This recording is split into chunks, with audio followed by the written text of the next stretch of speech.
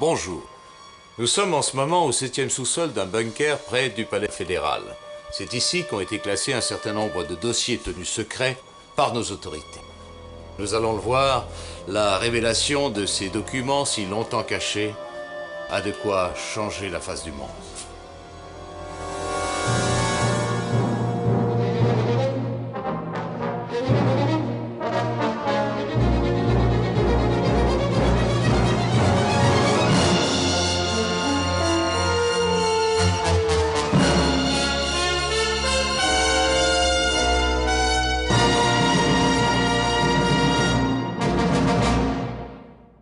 Bonjour.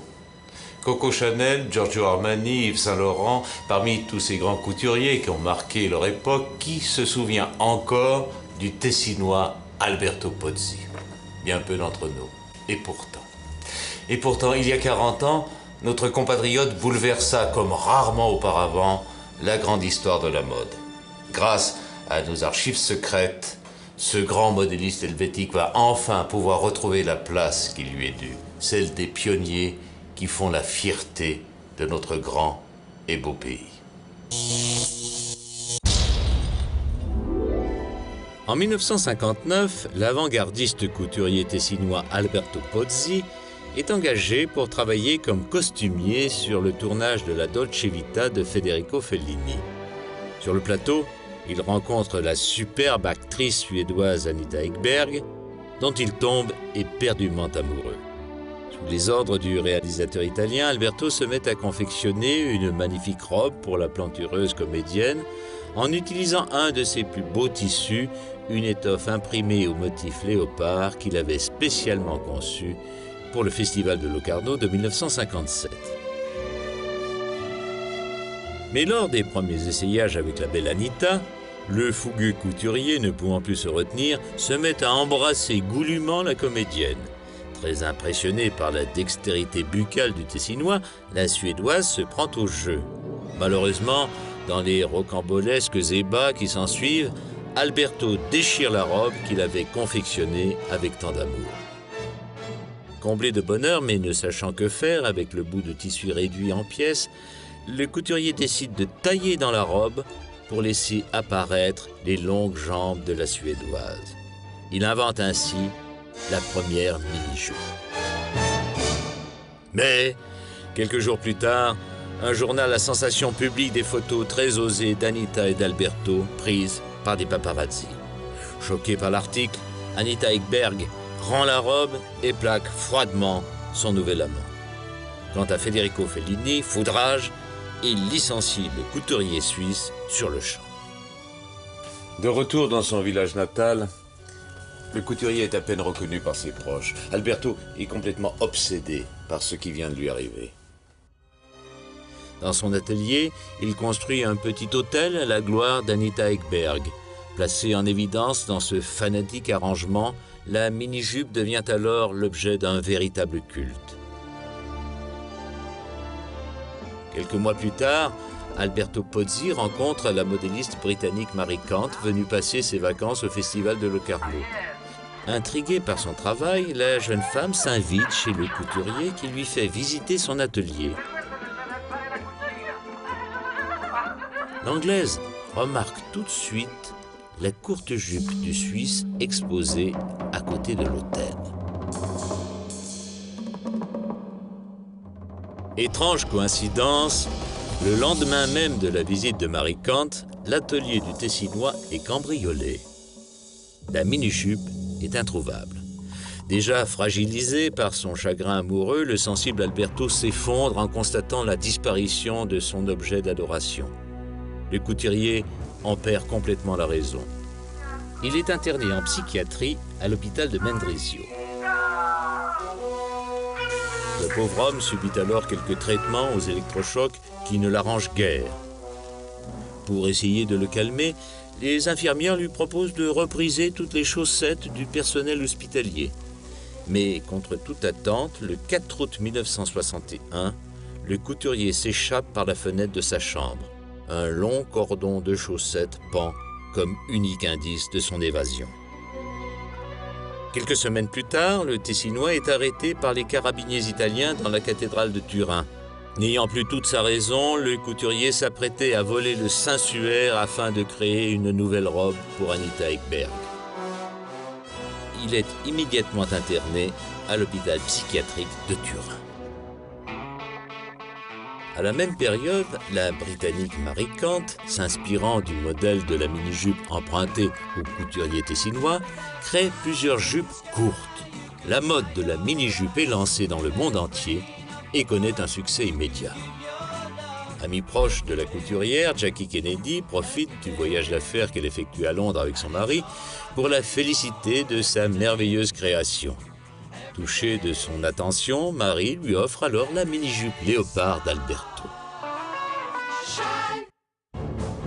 Un an plus tard, à l'hôpital psychiatrique de Turin, Alberto Pozzi découvre Jackie Kennedy portant sa mini-jupe léopard dans un magazine de mode oublié par une infirmière.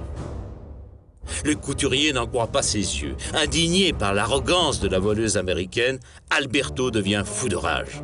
En quelques jours, avec une dextérité inouïe, il se confectionne un déguisement d'infirmière, puis s'échappe incognito de l'hôpital psychiatrique. En octobre 1963, Alberto arrive à Washington. Devant les grilles de la Maison-Blanche, il se mêle à différents groupes de manifestants. Malheureusement, sa prestation très remarquée lui vaut une nouvelle arrestation. Dans la petite cellule où on le garde pour la nuit, Alberto fait la connaissance de Lee Harvey Oswald. Le jeune militant s'est fait arrêter pour avoir distribué des tracts pro-castristes. Les deux hommes sympathisent. Dès sa sortie de prison, Lee invite le couturier quelques jours chez lui à Dallas. Pour le remercier, Alberto lui confectionne un slip kangourou avec une poche à double fond pour que le militant puisse y cacher ses tracts. Mais très vite, Oswald s'inquiète de l'état alarmant du couturier suisse.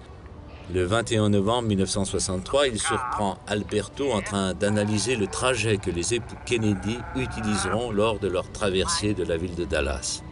Oswald commence à deviner les intentions criminelles du Tessinois. Ne sachant que faire pour lui rendre raison, Lee avertit l'ambassade suisse aux États-Unis de la conspiration de leurs compatriotes, mais ceux-ci le prennent pour un illuminé. Vexé par ce manque de considération, Oswald s'acharne à filmer Alberto afin de récolter des preuves justifiant sa version des faits, et ce malgré la terrible tournure que prennent les événements. Le 22 novembre 1963, les deux hommes pénètrent dans le bâtiment du Texas School Book Depository.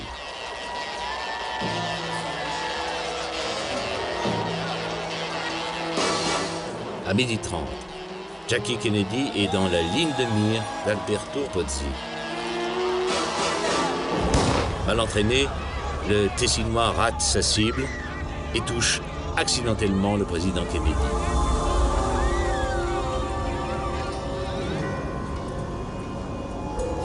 Profitant du désarroi d'Alberto, Lee Oswald s'enfuit.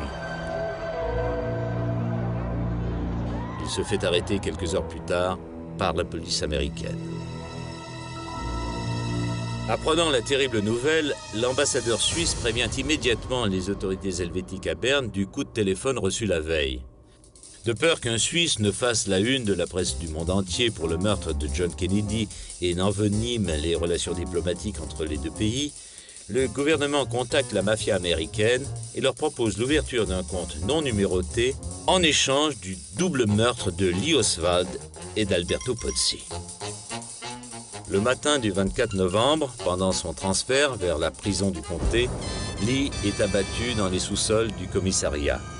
Choqué par l'annonce de la mort de son ami, le couturier tessinois s'enfuit et retourne en Suisse sous une fausse identité, échappant ainsi aux tueurs américains. Caché dans les alpages, Alberto vit alors en ermite dans un refuge précaire, occupant ses journées à confectionner de nouveaux vêtements. 5 ans plus tard, en 1968, un couple d'alpinistes suédois, Helga H. et Martin M., découvre par hasard sa cachette. Fasciné par les magnifiques vêtements d'Alberto, confectionnés à partir de 3 fois rien, le couple décide de s'inspirer de l'œuvre de l'ermite suisse. De retour au pays, les Suédois lancent alors une grande chaîne de prêt-à-porter peu coûteux, basée sur les méthodes artisanales d'Alberto qui, au fil des ans, connaîtra un succès mondial. Mais les vêtements de la grande chaîne n'égaleront jamais ceux du génie tessinois oublié par l'histoire, qui changea à tout jamais le regard des hommes sur les femmes grâce à un grand coup de ciseau. Bonsoir.